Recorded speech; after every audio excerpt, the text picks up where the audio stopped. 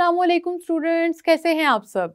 मेरा नाम है बिस्मा अस्कर और अभी तक हम ऑर्गेनिक केमिस्ट्री को पढ़ रहे थे, जिसमें हमने उसकी प्रॉपर्टीज़ भी देख ली हैं, हमने उसके करैक्टरिस्टिक्स भी देख ली, कार्बन का डाइवर्स बिहेवियर भी देख लिया है और साथ ही साथ सोर्सेज भी।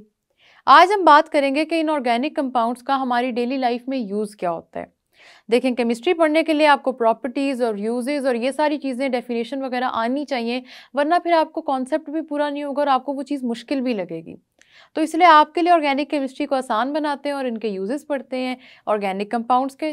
तो आए चले लेक्चर की तरफ, जहाँ पे हमने इतनी बात की है ऑर्गेनिक कंपाउंड्स की और हमने उसके सोर्सेज भी देखे हैं, तो क्यों ना आज के इस लेक्चर में आप और मैं मिल के बात करते हैं कि ऑर्गेनिक कंपाउंड्स के यूजेस क्या क्या हैं। यूजेस की हमने जब भी बात की है, मैंने आपको बताया है केमिस्ट्री में यूजेस बहुत इंपॉर्टेंट है। देखें, केमिस्ट्री कोई ऐसी चीज़ नहीं है कि जो हो रही थी लेबॉरेटरी में, चीज़ें डिस्कवर हो रही हैं, नई नई चीज़ें मिक्स हो रही हैं, बन रही हैं और उसके बाद आप देख रहे हैं कि अच्छा केमिस्ट्री लैब केमिकल से भरी पड़ी है। सिर्फ केमिकल्स ऐसे ही नहीं बन जाते। केमिकल्स इसलिए नहीं पढ़े हुए कि जी उन्होंने केमिस्ट्री कंप्लीट करनी थी। केमिकल्स इससे हैं क्योंकि हर केमिकल का कोई ना कोई यूज़ है। आज हम उन्हीं केमिकल्स के यूजेस की बात करेंगे, क्योंकि हम पहले भी कई यूजेस की बात कर चुके हैं और आज जिस बारे में हम बात करेंगे वो हैं uses of organic compounds. Organic compounds का सोर्स ही मेनली आपके पास लिविंग ऑर्गेनिजम्स हैं और आपको पता है इस बात का कि कितने ज़्यादा ऑर्गेनिक कंपाउंड्स हैं जो हम लिविंग ऑर्गेनिज्म से ऑब्टेन कर सकते हैं। तो ऐसा कैसे हो सकता है कि उसके कोई यूजेस ना हो। अब देखें, एक तो वो उस तरह का यूज़ केस आ गया कि जहाँ पे क्योंकि वो लिविंग ऑर्गेनिजम्स के अंदर ऑर्गेनिक कंपाउंड्स ऑलरेडी प्रेजेंट हैं तो वो यूज़ हो रहे हैं। जिस तरह हमने पढ़ा था कि प्रोटीन्स में यूज़ होते हैं, प्रोटीन्स में प्रेजेंट हैं, फैट्स में प्रेजेंट हैं, कार्बोहाइड्रेट्स में प्रेजेंट हैं, इस वजह से काफ़ी चीज़ों में वो ऑलरेडी प्रेजेंट हैं। अब उस तरह से तो वो ऑलरेडी यूज़ हो रहे हैं, लेकिन सिर्फ इनका यूज़ यहाँ तक लिमिटेड नहीं है। इनका यूज़ क्योंकि ये इनकी सिंथेसिस शुरू हो गई ना लेबॉरेटरी में, तो इनका यूज़ बहुत ही ज़्यादा डिटेल्ड है और इस डिटेल्ड यूज़ को ही हमने आज पढ़ना है। सबसे पहला जो ऑर्गेनिक कंपाउंड्स का यूज़ है वो वही है यूज़ ऑफ फूड। हमेशा हम पढ़ाई को वहाँ से स्टार्ट करते हैं जो चीज़ें हमें ऑलरेडी आती होती हैं, क्योंकि जब आप ऐसे लिंक करते हैं, मैंने आपको पहले भी बताया केमिस्ट्री पढ़ने का सबसे आसान तरीका है कि पहले वो चीज़ें देखें जो आपको आती हैं, जो आपके टॉपिक से लिंक हो रही हैं, और फिर उनको उन चीज़ों के साथ जोड़ें जो आपको नहीं आती और जो नई हैं, जो आपने सीखनी है। ठीक है, तो अगर हम इन चीज़ों को देखें तो फूड के यूज़ में अभी हमने बात की, प्रोटीन्स में है, आपके फैट्स में है, आपके कार्बोहाइड्रेट्स में है। तो कौन सी ऐसी चीज़ है कि जिसके अंदर ऑर्गेनिक कंपाउंड्स मौजूद नहीं है। इसका मतलब है कि हमारे इर्द गिर्द हमारे फूड में स्पेशली 90% से ज़्यादा जो कंटेंट है वो ऑर्गेनिक कंपाउंड्स का है। तो आपने देखा कि ये फूड में कितने इंपॉर्टेंट है, क्योंकि हमारा जो जितना खाने पीने की चीज़ें हैं, जितना फूड है, उन सब में मेजॉरिटी कंटेंट है ही ऑर्गेनिक कंपाउंड्स का। सिर्फ इतना ही नहीं, आपको मैं ये भी बता दूं कि ये जो फूड की क्लासेस है ना, प्रोटीन्स, फैट्स, कार्बोहाइड्रेट्स, इनको फर्दर जब डिफ्रेंशिएट किया जाता है और इनके बारे में मज़ीद जब बात की जाती है तो यही बात की जाती है कि ये ऑर्गेनिक कंपाउंड्स के अंदर इनकी क्लासेस हैं। कभी भी फूड आइटम्स को इनऑर्गेनिक में कंसिडर नहीं किया जाता। तो आपको ये बात याद रहनी चाहिए कि आपका जो फूड है, जो आप खाते हैं, जिसकी वजह से आप जिंदा हैं, उसमें ऑर्गेनिक कंपाउंड्स का कंटेंट बहुत ज़्यादा है और वही चीज़ बहुत इंपॉर्टेंस भी रखती है। सेकंड यूज़ है इसका यूज़ एज क्लोथिंग। क्लोथिंग में इसका बड़ा यूज़ है। क्लोथिंग में इसका यूज़ किस तरह से है कि we have all types of clothing, जिसमें सिंथेटिक फाइबर्स भी आ जाते हैं, जिसमें आपकी वूल आ जाती है। इतने जितने आपके पास कपड़ों की समझ लें टाइप्स हैं ना, उन सब के जो स्ट्रक्चर्स हैं वो ऑर्गेनिक स्ट्रक्चर्स होते हैं। ये जितने ऑर्गेनिक स्ट्रक्चर्स होते हैं ना स्टूडेंट्स आपके पास, इनमें कॉटन है, सिल्क है, वूल है, ये इनमें नेचुरल फाइबर्स भी मौजूद हैं। अब क्योंकि मैंने आपको बताया था कि आपके ऑर्गेनिक कंपाउंड्स नेचुरली प्रेजेंट होते हैं, तो फाइबर के अंदर नेचुरल भी हैं। फाइबर में जब हम बात करेंगे तो फाइबर हमारे पास ये वो वाला फाइबर नहीं है जो खाने में फाइबर होता है, ये वो वाला नहीं, ये कपड़ों के फाइबर की बात हो रही है। फाइबर में हमारे पास नेचुरल भी है, जिसमें कॉटन आ जाएगा, जिसमें सिल्क आ जाएगा, वूल आ जाएगा, और साथ ही साथ हमारे पास सिंथेटिक भी हैं। फाइबर में सिंथेटिक भी हैं और इनको याद रखना बहुत इंपॉर्टेंट है, क्योंकि पेपर पॉइंट ऑफ व्यू से ये बहुत ज़्यादा इंपॉर्टेंट है। तो मैं इनका कलर चेंज करके आपको लिख देती हूँ, आपने इन सबको याद रखना है। सिंथेटिक में आपके पास है नायलॉन, कपड़े की टाइप है, फाइबर की टाइप है, तो इसको याद रखना है। नायलॉन है, डेक्रॉन है, और एक्रिलिक है। ठीक है, इसको याद रखना है, भूलना नहीं है, क्योंकि ये बहुत इंपॉर्टेंट चीज़ें हैं। लेकिन ऐसा नहीं है कि यहीं पे मैं आपको ऐसे ही नाम बता के चली जाऊंगी और इसके बाद हम कभी केमिस्ट्री 10th में इसका जिक्र नहीं करेंगे। हमारे आने वाले चैप्टर्स में क्योंकि इन चीज़ों की डिटेल है, इसीलिए यहाँ पे मैं आपको सिर्फ इनके बारे में, इनके नेम्स बता रही हूँ कि आप इनके नाम याद कर लें, उसकी डिटेल हम बाद में पढ़ लेंगे। केमिस्ट्री को तो हमने समझ के चलना है, छोड़नी हमने कोई भी चीज़ नहीं है। तो इसलिए हम देख रहे हैं कि फूड के साथ साथ आपके क्लोथिंग में, कपड़ों में जो फाइबर मौजूद होता है वो दो तरह का फाइबर होता है। एक होता है फाइबर जो नेचुरल फाइबर है, जिसमें कॉटन, वूल, सिल्क वगैरह आ जाता है, और एक वो फाइबर है जो सिंथेटिक फाइबर है। सिंथेटिक फाइबर का मतलब होता है कि इसको इंडस्ट्रियली मैन्युफैक्चर किया जाता है। ये वो फाइबर है जो इंडस्ट्री में मैन्युफैक्चर होता है ऑर्गेनिक कंपाउंड्स की मदद से। और क्योंकि ऑर्गेनिक कंपाउंड्स लॉन्ग चेन बना सकते हैं, तो ये बहुत लंबे लंबे चेन के स्ट्रक्चर्स बनते हैं, जिसकी वजह से ये सारे के सारे फाइबर्स मैन्युफैक्चर होते हैं। इसके नेक्स्ट यूज की तरफ चलते हैं। ऑर्गेनिक कंपाउंड्स का नेक्स्ट यूज है यूजेस एज हाउसेस। ये बड़ी इंपॉर्टेंट चीज़ है। स्टूडेंट्स को अक्सर इसमें बहुत कंफ्यूज होते हैं स्टूडेंट्स कि आखिर ये हाउसेस में किस तरह यूज होती है। हमने पढ़ा था वुड को, वुड आप सबको याद होगी। वुड कहाँ से आई? देखें, लिविंग प्लांट्स में भी वुड मौजूद है, डेड प्लांट्स में भी वुड मौजूद है। वुड का एक बहुत ही इंपॉर्टेंट कॉम्पोनेंट है जिसको कहते हैं सेल्यूलोज। ये है वुड का बड़ा इंपॉर्टेंट कंपोनेंट, ये भूलना नहीं है, ये याद रखना है। एमसीक्यू में सेल्यूलोज का पूछा जाता है। ठीक है, सेल्यूलोज वुड का बहुत इंपॉर्टेंट कंपोनेंट है जो यूज होता है for making furniture and for building houses. ये सेल्यूलोज का स्ट्रक्चर जो होता है ना, ये बहुत ही ज़्यादा स्टेबल स्ट्रक्चर होता है, बड़ा स्ट्रॉन्ग, इसके अंदर स्ट्रेंथ बहुत ज़्यादा है। आप हाउस को और बेशक फर्नीचर को अभी इमेजिन ना करें, आप सिर्फ ये देख लें कि आपके पास जो वुड है वो कितनी स्ट्रेंथ वाली होती है। तो ये ऐसा एक कंपाउंड है जो नेचुरली सिंथेसाइज होता है और इसको फर्दर यूज किया जाता है for making of houses and furniture of all kind. तो हाउसेस की तो बात हमने कर ली, साथ ही साथ आपने याद रखना है घरों में जो फर्नीचर पड़ा है उसमें वुड यूज होती है और इसी वुड के अंदर ऑर्गेनिक कंपाउंड्स मौजूद होते हैं। ये नेचुरल ऑर्गेनिक कंपाउंड है सेल्यूलोज, इसका नाम याद रखना है। जहाँ पे भी ऑर्गेनिक कंपाउंड आप पढ़ते हैं कोशिश करें उसका नाम नहीं भूलना, नाम उसके बहुत ही ज़्यादा इंपॉर्टेंट है। अगले यूज की तरफ चलते हैं और नेक्स्ट यूज है हमारे पास यूज एज फ्यूल।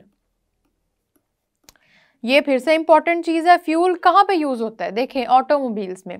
ऑटोमोबाइल्स में क्या आते हैं? बाइक्स हैं हमारे पास, गाड़ियां हैं, ट्रक्स हैं, जितनी भी ऑटोमोबाइल्स हैं, इन सब के फ्यूल के लिए हमारे पास ऑर्गेनिक कंपाउंड्स होते हैं, जिनके कंबस्शन के लिए भी मैंने आपको बताया था ना एक फॉर्मूला, जिसमें हमने फ्यूल यूज़ किया था, ऑक्सीजन में उसको बर्न किया था, कार्बन डाइऑक्साइड और वाटर बन गया था। तो ये वही फ्यूल है जो कि यूज़ होता है ऑटोमोबाइल्स में और इसके अलावा डोमेस्टिक पर्पसेस के लिए भी यूज़ होता है।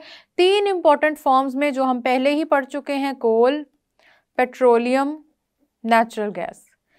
ये मेरे साथ साथ लिखें, इस तरह से क्या होगा कि आपके नोट्स भी बन जाएंगे और ये चीज़ें आपको भूलेंगी भी नहीं। ठीक है, इन पे फोकस करें, इनको साथ साथ देखें। आपके पास ये जो फ्यूल है ये बहुत इंपॉर्टेंट है और ये फ्यूल आता कहाँ से वो भी बहुत इंपॉर्टेंट है। अब इस बात को डिस्कस करते हैं। देखें, डेड प्लांट से हमें मिलते हैं कोल, पेट्रोलियम, नेचुरल गैस। अब आपने क्या हर दफ़ा डेड प्लांट्स ही कहना है इसको? हम साइंटिफिक स्टूडेंट्स हैं, हम क्यों इसको बार बार कहें डेड प्लांट्स डेड प्लांट्स? तो याद रखना है आपके पास कोल, पेट्रोलियम और नेचुरल गैस जिस चीज़ से आते हैं उसे कहते हैं फॉसिल फ्यूल्स। फॉसिल फ्यूल्स, ठीक है ना। जब कोई चीज़ लिविंग ऑर्गेनिज्म डेड हो जाता है वो किस चीज़ में कन्वर्ट होता है? वो फॉसिल्स में कन्वर्ट हो जाता है और उन फॉसिल से आपका जो फ्यूल डिराइव हो रहा है वो है कोल, पेट्रोलियम, नेचुरल गैस। और इसी फ्यूल को जब हम मज़ीद इस पर बात करते हैं, जब इसके यूजेस देखते हैं, तो ये ऑटोमोबाइल्स में यूज़ होता है, ये डोमेस्टिक पर्पसेस में यूज़ होता है। तो पता चला कि ये कौन सा फ्यूल है जो फॉसिल फ्यूल से आ रहा है। तो ये चीज़ याद रखनी है। कोल, पेट्रोलियम, नेचुरल गैस के साथ साथ कुछ चीज़ें आपको नहीं बताई गई, वो मैं अब आपको आहिस्ता आहिस्ता बता रही हूँ, ताकि जब आप इसको एक ही दफ़ा सुने, एक ही दफ़ा आपको पता लगे कि मैं आपको क्या बता रही हूँ, तो एक दफ़ा ना सारी इन्फॉर्मेशन क्योंकि मिक्सअप हो जाती है तो कन्फ्यूजन हो जाती है। तो जैसे जैसे इन बातों का हम आगे जिक्र करेंगे मैं आपको इनके बारे में मज़ीद भी डिटेल्स बताऊँगी ताकि आपको इनकी बारे में सारी इन्फॉर्मेशन याद रहे। जो बात हम पहले कर चुके उसको तो याद रखें, सबको याद है। कोल, पेट्रोलियम, नेचुरल गैस कहाँ से आएंगे? डेड प्लांट से आएंगे। लेकिन डेड प्लांट्स नहीं कहना, ये याद रख लें कि फॉसिल फ्यूल्स कहना है उनको। ठीक हो गया? नेक्स्ट यूज की तरफ चलते हैं। आई होप आप लोगों को यहाँ तक के यूजेस याद हो गए होंगे। हमारे पास मेडिसिन्स में बहुत इंपॉर्टेंट यूज है ऑर्गेनिक कंपाउंड्स का। मेडिसिन्स की जब हम बात करते हैं ना, तो मेडिसिन्स में हमारे पास जितनी मेडिसिन्स आती हैं, जितनी लेबोरेटरी में सिंथेसाइज होती हैं, उन सब का मेजर कंपोनेंट है हमारे ऑर्गेनिक कंपाउंड्स। ये ऑर्गेनिक कंपाउंड्स मेडिसिन्स को मैन्युफैक्चर करवाते हैं, साथ ही साथ करवाते किस तरह से है, क्योंकि उसका मेजर कंपोनेंट है। क्योंकि उसका मेजर कंपोनेंट है तो आपके पास काफ़ी मेडिसिन्स बन जाती हैं, और इनमें वो मेडिसिन्स भी होती हैं जिसका मशहूर ज़माना नाम है एंटीबायोटिक्स। क्यों एंटीबायोटिक्स यूज़ होती हैं? वैसे बहुत स्पेसिफिकली बात करें तो antibiotics are used to kill bacteria. ठीक है, ये बैक्टीरियल मेडिसिन होती हैं, लेकिन अगर आप लोग बैक्टीरिया भूल जाएं या कुछ भी, तो आप सिर्फ इतना भी कह सकते हैं these are used to kill micro organisms. ये चीज़ याद रखनी है, used to kill micro organisms. Micro organisms में अब आपके पास सारे ऑर्गेनिजम्स आ जाते हैं, तो ये वो मेडिसिन हैं जो इन सब चीज़ों में काम आती हैं। तो कोई भी डिजीज़ हो, वो इन्फेक्शियस डिजीज़ हो, जो इन्फेक्शियस डिजीज़ कौन सी होती है? इन्फेक्शियस डिजीज़ का मतलब होता है कि कोई इन्फेक्शन हुई है और इन्फेक्शन के पीछे कोई ना कोई हमेशा कॉजेटिव एजेंट होता है। ये चीज़ सबने याद रखनी है कि आपके पास इन्फेक्शियस डिजीज़ जब भी होती हैं, तो इन्फेक्शियस डिजीज़ का क्या मतलब है? इन्फेक्शन हो गई है। ठीक है, इन्फेक्शन क्यों हुई है? क्योंकि कोई ना कोई कॉज है, उसका कोई ना कोई कॉजेटिव एजेंट है। अब वो कॉजेटिव एजेंट आपके पास यहाँ पे माइक्रो ऑर्गेनिजम्स हो सकते हैं। ठीक है, इन माइक्रो ऑर्गेनिजम्स की वजह से बहुत सारी डिफरेंट इन्फेक्शियस डिजीजेज होती हैं, और हमें ये भी पता है कि इन डिजीजेस की ऑलरेडी मेडिकेशंस भी मौजूद हैं। अब वो मेडिकेशन कहाँ से आती है? प्लांट्स में बहुत सारे ऐसे ऑर्गेनिक कंपाउंड्स मौजूद हैं जो हमारे पास एज मेडिसिन काम करते हैं और मेडिसिन में यूज़ हो जाते हैं। तो इस चीज़ को आप लोगों ने भूलना नहीं है, ये इंपॉर्टेंट यूजेस हैं। सबसे पहले कौन सा पढ़ा? फूड का पढ़ा, फिर हमने क्लोथिंग देखा, हाउसेज में देखा, फ्यूल के तौर पे देख लिया, और साथ ही साथ हमने मेडिसिन की भी बात कर ली। मेडिसिन और ये जितने हैं ना, ये अब आप ये देख लें कि आपके इर्द गिर्द हैं, ये नेचुरली आपके, ये इस तरह से हैं, आप ये समझें कि आपकी लाइफ में 90% से ज़्यादा पार्ट ऑर्गेनिक कंपाउंड्स से घिरा हुआ है। तो जब लाइफ का इतना मेजर पार्ट ऑर्गेनिक कंपाउंड्स की तरफ है कि आपके मेडिसिन ऑर्गेनिक कंपाउंड्स की वजह से, जिन घरों में रह रहे हैं उनकी मैन्युफैक्चरिंग ऑर्गेनिक कंपाउंड्स की वजह से, फ्यूल जो यूज़ हो रहा है उसकी वो आया किधर से? ऑर्गेनिक कंपाउंड्स है उसके अंदर, तब जाके हमें उसके बारे में पता लगा। तो अब आप ये सोचें कि अगर ऑर्गेनिक कंपाउंड्स की मैन्युफैक्चरिंग आज भी इम्पॉसिबल समझी जाती, तो क्या मुश्किल ना हो जाता अपनी ज़िंदगी को इस तरह से कंटिन्यू करना जिस तरह अभी ये हो रही है? क्योंकि साइंटिस्ट ने तो हार मान ली थी। 1828 की डेट हम सबको याद है। साइंटिस्ट ने तो समझा था बस इससे आगे तो कुछ हो नहीं सकता, यही लिमिट है, यही बस है, वाइटल फोर्स है, कोई बहुत ही डिफरेंट कोई फोर्स है, नेचुरल फोर्स है जो ऑर्गेनिक कंपाउंड्स को बनाती है लिविंग ऑर्गेनिजम्स के अंदर। अब आप पूछेंगे कि कुछ फ्यूल तो ऐसा है कि जो वुड के बाद फॉसिल फ्यूल से आ रहा है ना, तो फिर उसके लिए तो नहीं ज़रूरत इंडस्ट्री की। लेकिन ये भी तो सोचें, मैंने आपको क्या बताया था कि 500 मिलियन ईयर्स लगते हैं उस फ्यूल को कन्वर्ट होने में, वुड को कोल में कन्वर्ट होने में 500 मिलियन ईयर्स लगते हैं। अगर ये सारे काम इंडस्ट्रियली नहीं होंगे तो क्या लाइफ उस तरह से कंटिन्यू कर पाएगी जिस तरह अभी कर रही है? आप सबको खुद ही समझ आ गया होगा कि ऑर्गेनिक कंपाउंड्स हमारी लाइफ में कितने इंपॉर्टेंट हैं और इनकी इंपॉर्टेंस क्यों ज़रूरी है। बेशक कुछ चीज़ें ऐसी थी जो ऑलरेडी एग्जिस्ट करती थी, बेशक कुछ चीज़ें ऐसी थी जो नेचुरली थी, जिनके ऊपर अगर रिसर्च ना होती तो वो फिर भी एग्जिस्ट करती, लेकिन उसके बाद जो सिंथेसिस करके ऑर्गेनिक कंपाउंड्स बनाए गए लेबॉरेटरी में, जो हमारे पास लैब में केमिस्ट ने सिंथेसाइज किए, इंडस्ट्रीज़ में सिंथेसाइज हुए, उनका हमारी लाइफ में कितना मेजर रोल है, ये बात आप लोगों ने समझने की कोशिश करनी, क्योंकि स्टूडेंट्स मैं आपको यही समझाने की भी कोशिश कर रही हूँ।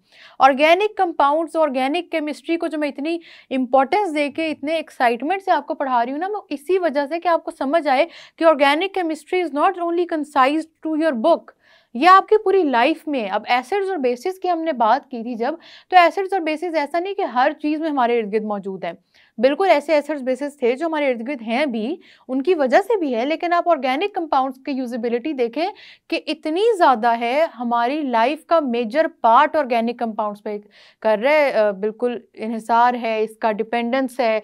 तो इस वजह से ऑर्गेनिक कंपाउंड्स के यूजेस इंपॉर्टेंट है, इनको भूलना नहीं है। और आप में से जो स्टूडेंट्स आगे जाके मेडिकल की फील्ड कंटिन्यू करना चाहते हैं, डॉक्टर बनना चाहते हैं, उन सबको भी पता लग गए कि आपकी जो मेडिसिन्स हैं उनमें बहुत इंपॉर्टेंट पार्ट है ऑर्गेनिक कंपाउंड्स। ये प्लांट से आते हैं और डिजीज़ को फाइट करने में बहुत ज़्यादा हेल्प आउट करते हैं। नेक्स्ट यूज़ हमारे पास है raw material, use as a raw material. अब रॉ मटेरियल क्या चीज़ होती है? रॉ मटेरियल का मतलब होता है कोई भी ऐसी चीज़ जो किसी और चीज़ की मैन्युफैक्चरिंग में हेल्प आउट करेगी। रॉ मटेरियल का मतलब होता है कोई भी आपके पास ना, आप केमिस्ट्री लैंग्वेज में समझने के रिएक्टेंट है कोई आपके पास, रॉ मटेरियल में आ गया, रिएक्टेंट आ गए, अब आपने इसको यूज़ करना है और कोई और चीज़ बना देनी है।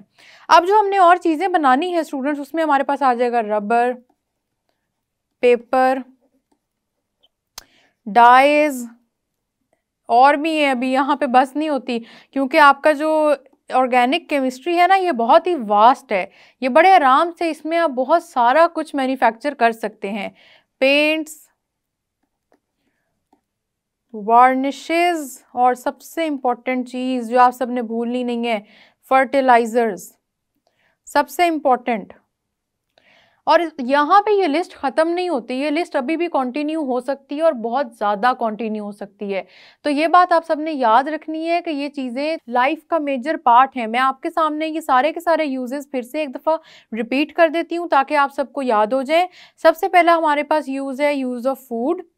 फूड में आपके पास ये ऑर्गेनिक कंपाउंड्स होंगे प्रेजेंट, प्रोटीन्स में, फैट्स में, कार्बोहाइड्रेट्स में। तो पहला यूज हो गया फूड, हमारी जिंदगी के लिए ऑर्गेनिक कंपाउंड्स इंपॉर्टेंट है जिंदा रहने के लिए।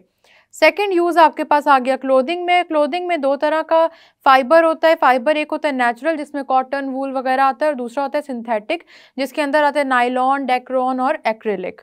उसके बाद हमारे पास थर्ड है हाउसेस में, क्योंकि फर्नीचर मैन्युफैक्चरिंग और हाउस की मेकिंग में जो वुड यूज़ होती है, वुड के अंदर सेल्यूलोज प्रेजेंट होता है। सेल्यूलोज स्टूडेंट्स याद रखना है, ये एमसीक्यू में आ जाता है, सेल्यूलोज प्रेजेंट होता है। और इसके अलावा फ्यूल की अगर बात करें तो ऑटोमोबाइल्स में और डोमेस्टिक यूजेस में भी साथ साथ, सिर्फ ऑटोमोबाइल में नहीं, घरों में भी इसका यूज़ होता है। घरों में भी जो यूज़ होता है, जो डोमेस्टिक यूज़ है, जहाँ आग जलाने की जिस तरह अक्सर ज़रूरत पड़ती है, वहाँ पे जो फ्यूल काम आता है। तो जो जो चीज़ें काम आती हैं, सिर्फ ये नहीं कि ऑटोमोबाइल का फ्यूल है, ये कौन सा फ्यूल है, कोल है, पेट्रोलियम है, नेचुरल गैस है, और ये डेड प्लांट से आते हैं जिनके बारे में हमने कह दिया फॉसिल फ्यूल्स। फिर बात करते हैं मेडिसिन की, तो मेडिसिन में ये ऑर्गेनिक कंपाउंड्स प्रेजेंट होते हैं। They are use to kill micro organism. सिर्फ एंटीबायोटिक्स नहीं होते, इसके अलावा भी हो सकते हैं, लेकिन ये एंटीबायोटिक्स आपको इसलिए बताए गए स्पेसिफिकली ताकि आपको पता हो कि कौन सी मेडिसिन में होते हैं एंटीबायोटिक्स का, क्योंकि हमारे इर्द गिर्द यूज़ बहुत ज़्यादा है ना, तो ये वाली बात हम बड़े आराम से हमेशा कर लेते हैं। और कोई भी इन्फेक्शियस डिजीज़ के बारे में मैं सिर्फ ये कहूँगी कि याद रखें, कोई ना कोई कॉजेटिव एजेंट होता है। माइक्रो ऑर्गेनिजम्स के खिलाफ डिजीज़ है, इनकी बात हम क्यों कर रहे हैं, क्योंकि कॉजेटिव एजेंट ही ये माइक्रो ऑर्गेनिजम्स होते हैं, तो जो मेडिसिन बनेगी वो भी इनके अगेंस्ट ही बनेगी। और रॉ मटेरियल, रॉ मटेरियल का मतलब कोई भी चीज़ जो किसी और चीज़ की मैन्युफैक्चरिंग में हेल्प आउट कर दे, तो ये रॉ मटेरियल में एज अ रॉ मटेरियल काम आते हैं rubber, paper, dye, zinc, paints, varnishes, fertilisers and etcetera. ये लिस्ट यहाँ ख़त्म नहीं होती, लेकिन इस लिस्ट को जब भी मैंने आपको बताई, इसको याद ज़रूर कर लेना है। पेपर में क्वेश्चन आता है कि यूजेस ऑफ ऑर्गेनिक कंपाउंड्स बताएं, और फिर स्टूडेंट्स को भूल जाता है। ये बात याद रखनी है, आपके इर्द गिर्द 90% से ज़्यादा ऑर्गेनिक कंपाउंड्स एग्जिस्ट करते हैं, और इसके यूजेस भी इसलिए आप सबने याद रखने हैं। जितने मैंने यूजेस पढ़ाए हैं इन सबको प्लीज़ गौर से देखिएगा, आपसे रिक्वेस्ट है, इनको आप लोगों ने इग्नोर नहीं करना। बहुत इजी हैं, बहुत ही ज़्यादा इजी है, मतलब कि वाकई इजी है, मैं मजाक नहीं कर रही। ये वाले क्वेश्चंस को मैं इजी इसलिए कह रही हूँ कि पेपर में क्वेश्चनिंग आ जाती है, ये टॉपिक पेपर में पूछ लिया जाता है, और फिर यूजेस हमें इतनी ईजी चीज़ें भी हमें अक्सर नहीं आती। तो ईजी चीज़ें पेपर में ना आए, ये तो अच्छी बात नहीं है ना, इसलिए आप इन यूजेस को रिवाइज करें। और बातों के साथ मैं आपको मिलूंगी नेक्स्ट लेक्चर में, तब तक के लिए अल्लाह हाफिज़।